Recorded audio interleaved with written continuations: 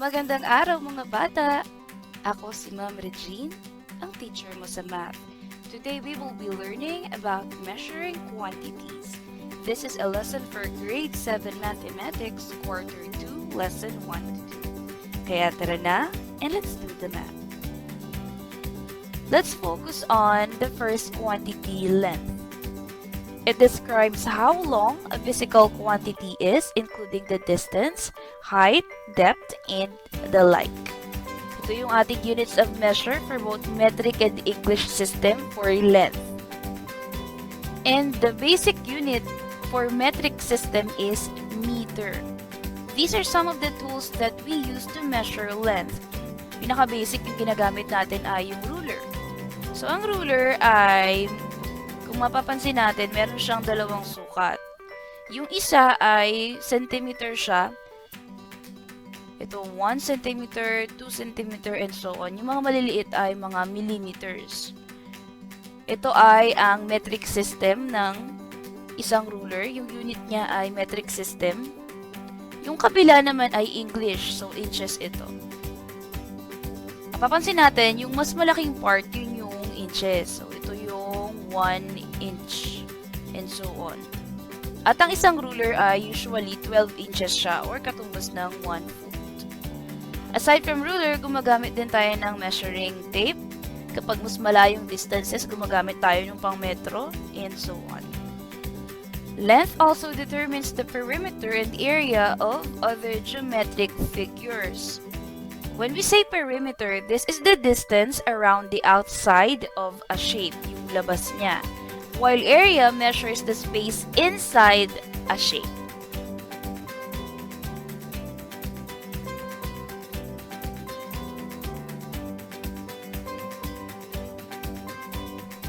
Sa part 1 ng ating discussion under measuring quantities, we have understood what the different quantities are and also the different units of measure being used under metric and English system.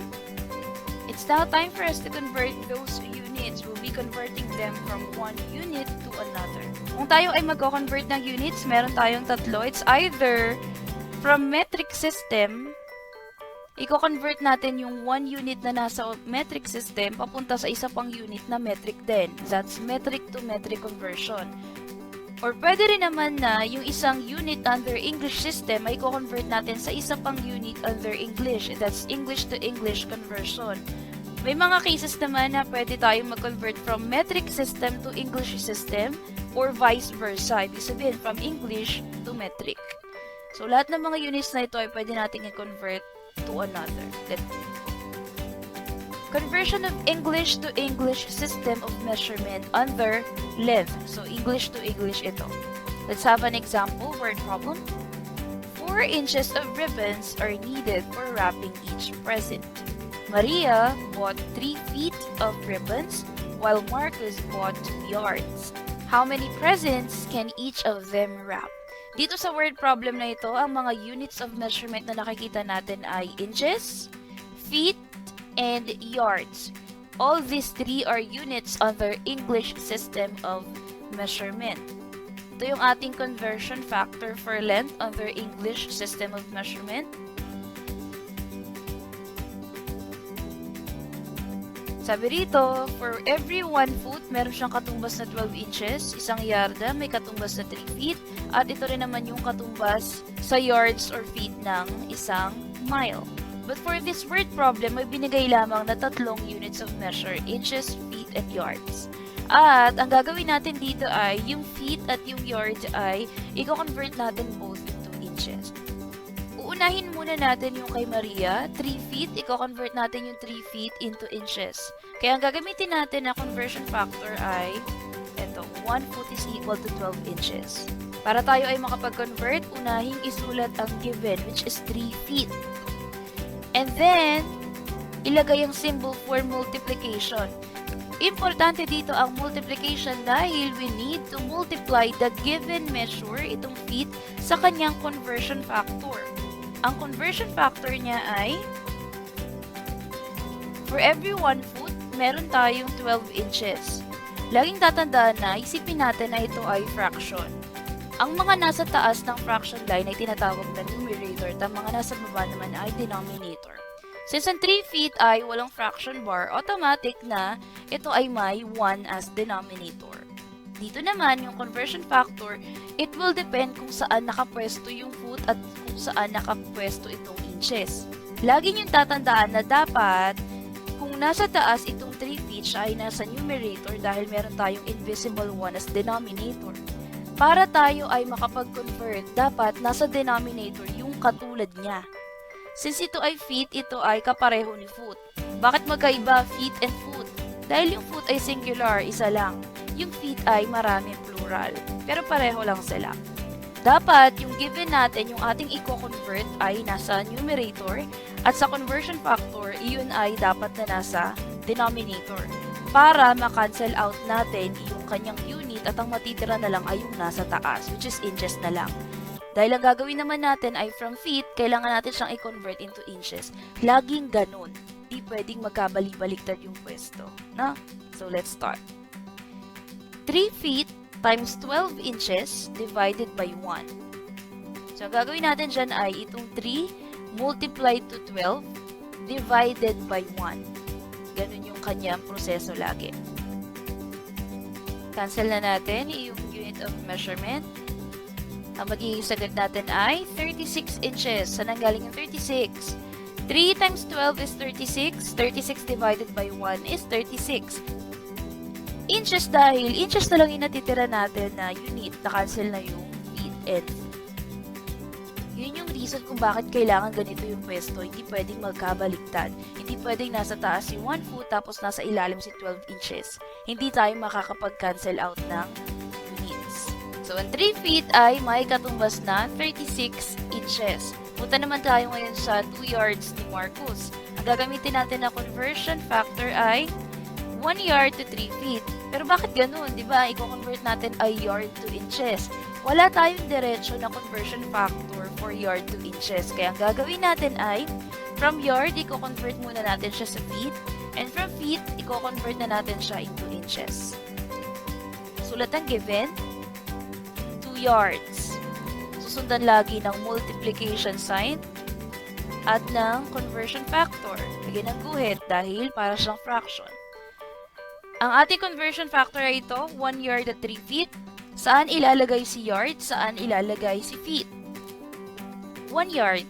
Yung 1 yard ay nasa ilalim dahil dapat hindi sila magkapantay. Dapat isang numerator, isang denominator for cancellation of units. Ang 3 feet ay ilalagay natin sa taas dahil kailangang maiwan yung unit ng feet. Ganun ulit, 2 yards times 3 feet divided by 1 yard. Cancel natin yung unit ng yard dahil ang matitira na lang ay feet. Ang magiging sagot natin ay 6 feet. Saan galing yun? 2 times 3 is equal to 6. Kaya 6 ito. Feet dahil feet na lang yung naiwan natin na unit.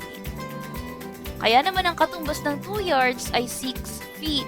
Kaya lang, hindi naman feet ang kailangan natin. Ang kailangan natin ay inches. So, from feet, i-convert pa natin siya into inches using this conversion factor. Ganun ulit.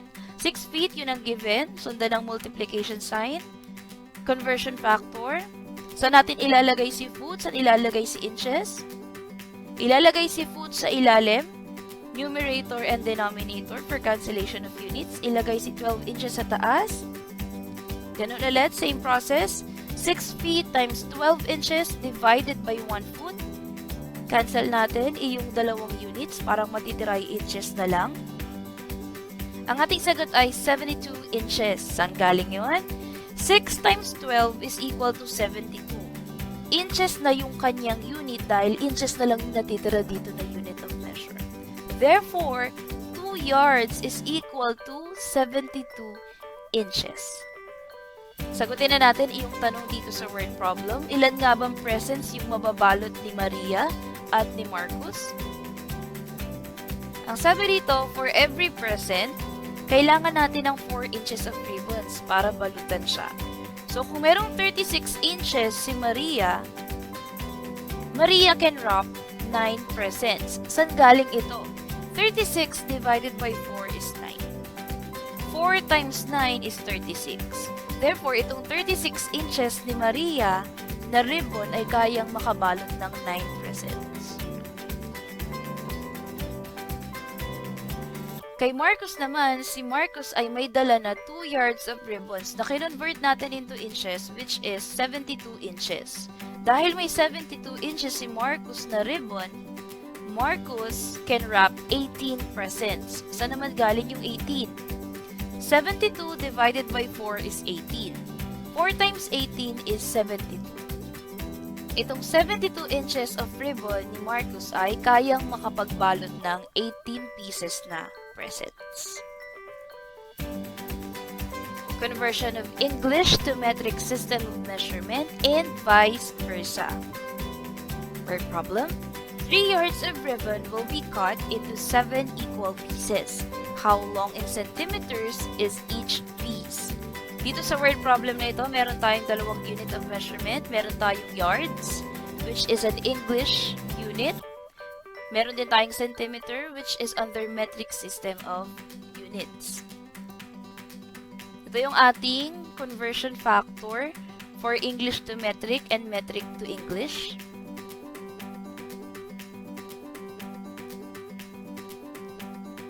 Ang tanong dito sa word problem ay, itong yards kailangan nating i-convert into centimeters. Kaya ang gagamitin natin na conversion factor ay ito. For every 1 yard, meron siyang katumbas na 91.4 centimeter. Ang given 3 yards, susundan ng multiplication symbol. Ilalagay natin yung conversion factor. Ilalagay natin yung yard sa ilalim para makancel natin yung units. For every 1 yard, meron daw itong katumbas na 91.4 centimeter. Ganun pa rin yung gagawin natin. 3 yards multiplied to 91.4 cm divided by 1. Cancel natin yung units na pareho. Parang maiiwan ay centimeter na lamang. At ang magiging sagot natin ay 274.2 cm. Saan nanggaling yun? 3 times 91.4 is equal to 274.2. At ang naiwan natin na unit ay centimeter na lamang. Itong 274.2 cm ay katumbas ng isang buong 3 yards. Pero ang tanong dito ay, hinati siya into 7 equal pieces. Each piece, gano'n siya kalaki or kahaba in centimeters. Kaya ang gagawin natin ay, i-divide natin itong ating sagot in centimeters by 7. So, 274.2 divided by 7 is approximately 39.17 rounded off to the nearest hundreds. Therefore, each piece of ribbon is 39.17 centimeter long. Another word problem, what is 5 meters in inches? From meter, ito naman ay metric. Gagawin naman natin siyang inches, which is English. Ang gagamitin natin conversion factor ay, for every 1 meter, meron siyang katumbas na 39.4 inches. Lagay ang given, 5 meters, multiplied to the conversion factor, which is 1 meter is equal to 39.4 inches. Ganun ulit, 5 times 39.4 divided by 1. Cancel natin yung parehong units na dapat nasa numerator at denominator, hindi pwedeng magkabaliktad. Ang sagot ay 197 inches. So, nanggaling yun, 5 times 39.4 is equal to 197 at inches yung ating naiwan na unit. Therefore, 5 meters is equal to 197 inches. Next, conversion of metric to metric system of measurement. Word problem. Convert 3 meters to first centimeter and then kilometer. Ito yung ating conversion factor for length under metric system. Paano nga ba natin binabasa itong conversion factor na ito? Itong M ay symbol natin for meter, cm for centimeter, and km for kilometer. Ito yung mga symbol. Kung mapapansin natin, itong K is for kilo. Since meter is the basic unit of measurement for length under metric system, dadagdagan natin siya ng M. kaya magiging kilometer. Ito namang centimeter, letter C ang kanyang symbol. Dadagdagan natin ang meter, which is M, kaya cm, centimeter. Ito ay mga prefix lamang, yung mga nasa unahan. Paano natin binabasa itong conversion factor? Ito yung mga equivalent in meter, since meter yung ating basic unit. 1 terameter is equal to this in meters. So, for example, itong kilometer, for every 1 kilometer, meron siyang katumbas na 1,000 meters. Sa centimeter naman, kung mapapansin natin, iba na siya. 1 over 100 na. Ibig sabihin, for every 1 meter, meron siyang katumbas na 100 centimeter. Dahil itong decimeter, deci hanggang nano, ito ay mga units na mas maliit na kaysa sa meter.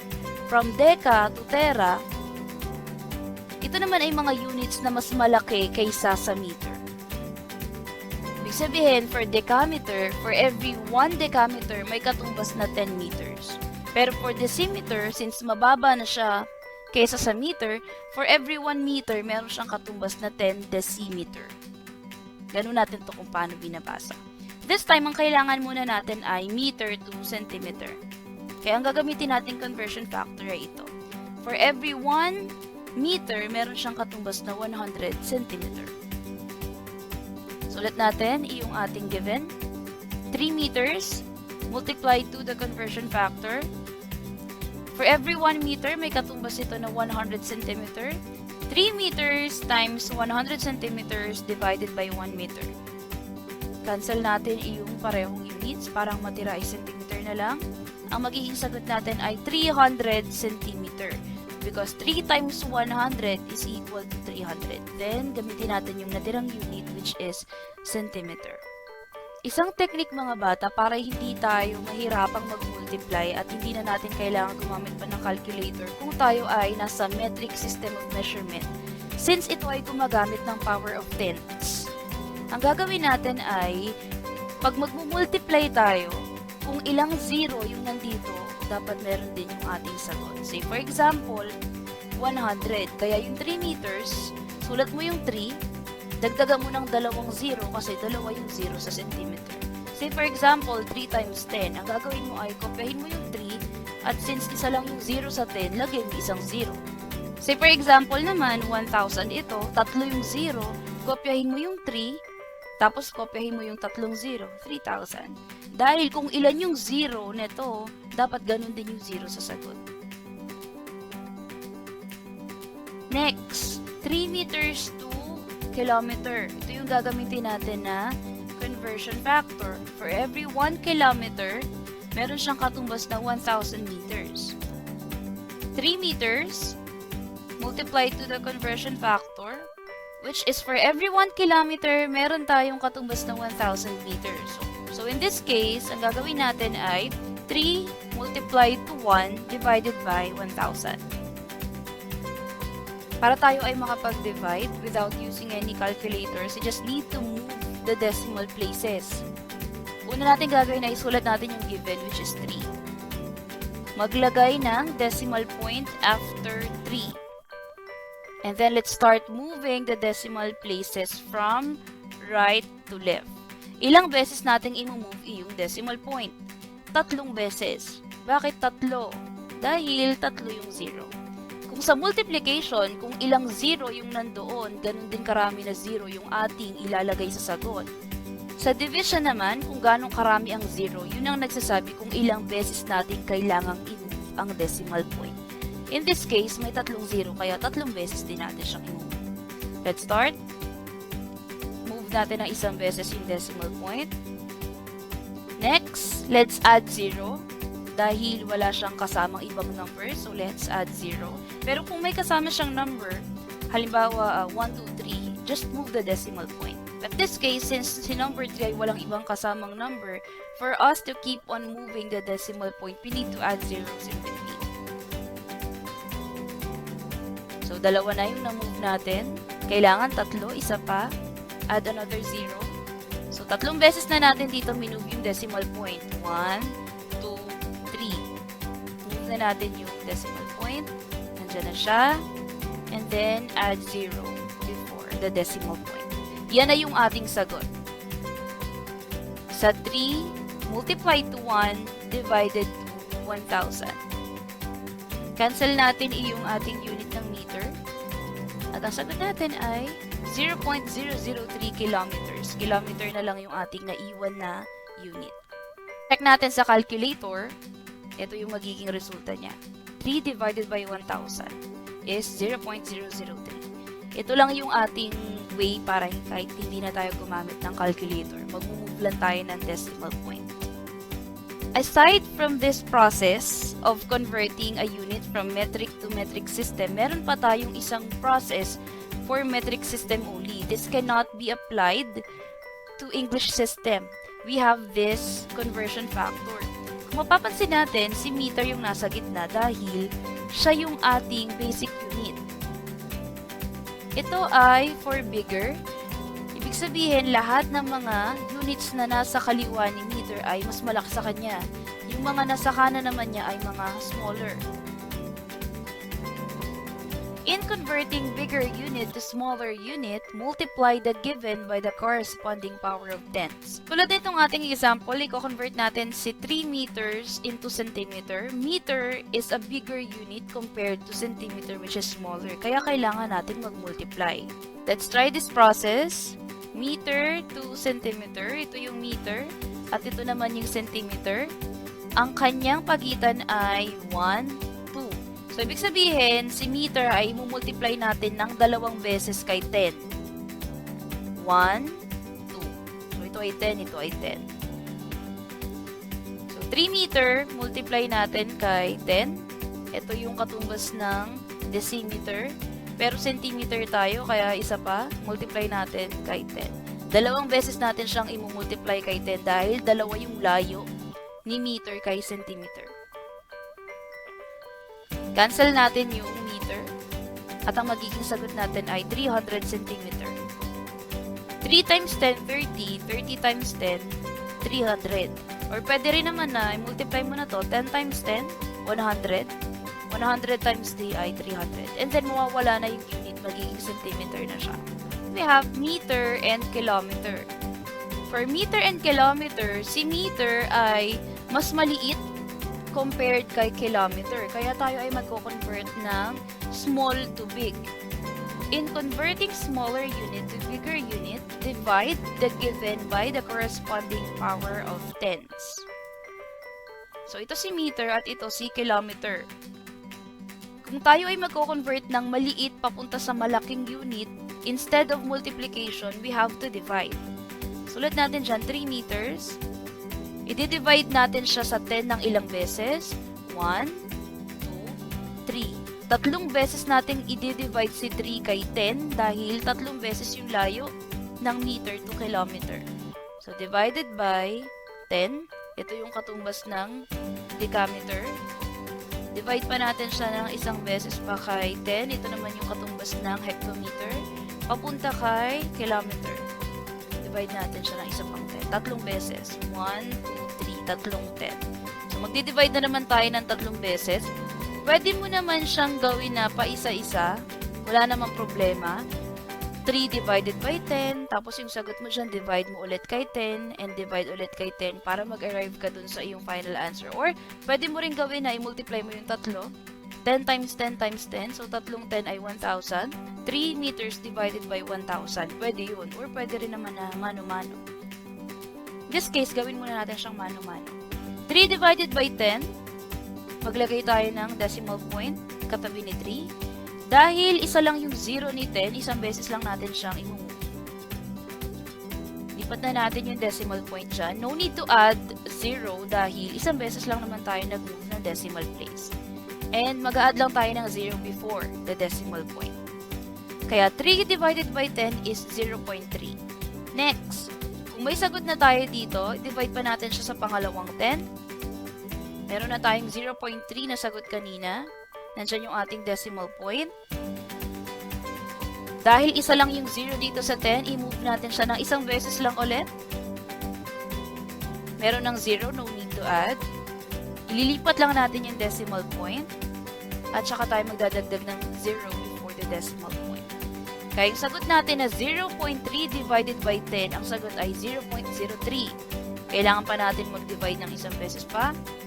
0.03, move pa natin ng isang decimal place dahil isa lang yung 0 ng 10. Move natin yung decimal point at magdagdag ng 0 before the decimal point. Kaya ito na ang magiging sagot natin. So, 3 meters divided by 10, divided by 10, divided by 10, ito ang ating sagot. Cancel natin yung unit na meter dahil kailangan maging kilometer na siya. Ang sagot natin ay 0.003 kilometer. Ito ay pareho lang din dun sa ginawa natin kaninang proseso. Kaya lang, mas madali kasi ito. And this can only be applied for metric system of measurement because this system follows the rules of tens. Hindi siya maa-apply sa English system. Only for metric system lang siya. You can do whatever process is easier for you. Word problem. A side of a square-shaped swimming pool is 10 meters. What is its perimeter? What is its area? Ito ang ating example na square-shaped swimming pool. Unahin natin yung kanyang perimeter. Kukunin muna natin. Now, for perimeter and area, it's very important na alam natin yung shape ng object. Dahil yung formula ay nagbabago depende sa shape. So, for square siya, ito yung kanyang formula for perimeter. Pero kung ito ay rectangle, iba din. Iba rin pag triangle. Depende sa kanyang shape, yung kanyang formula. Pero in this case, square ito, kaya ito yung ating formula. Perimeter is equal to 4a dahil a square has 4 equal sides. So, therefore, itong 10 meters na ito na sukat ng isang side niya ay pwede nating sabihin na gano'n din ang sukat ng ibang side pa na natira. Gamitin natin ang formula. When we say 4a, 4 is a constant. Hindi natin siya pwedeng palitan. It is actually pertaining to the number of sides of a square. A square has 4 sides. Hindi siya magbabago. Yung A, ito yun naman yung given na side. So, itong A, pwede natin palitan ng 10 meters. 4 multiplied to 10, pag magkadikit, ibig sabihin, nag-imply siya ng multiplication. So, we need to multiply 4 by 10. 4 times 10 is equal to 40. And then, yung unit na ginamit ay meter. Kaya, ang perimeter nitong swimming pool na ito na may 10 meters na side ay 40 meters. Punta naman tayo ngayon kay area. This is the formula for area. Area is equal to a squared. This is the formula of area ng square. Pero for other shapes, iba din yung kanyang formula. But since this is a square-shaped swimming pool, ito yung gagamitin natin. Formula for area. Yung square dito, yung exponent na 2 ay constant. Hindi natin siya pwedeng baguhin. Yung a yung ating babaguhin lamang. Kunin natin yung value. 10 squared. Kapag ganito na 10 squared, yung exponent ay nagsasabi kung ilang beses natin i-multiply yung ating base sa sarili niya. Kaya ito ay magiging 10 times 10, hindi to 10 times 2. 10 times 10 is equal to 100. At ang ating unit ay square meters. Square meters dahil dalawa na yung m dito. 10 meters times 10 meters. Kaya dalawa yung meters, naka-square din ito. Yung perimeter, isa lang. Dahil ang may unit lang dito naman ay yung 10 meters lang. 4 is only a constant.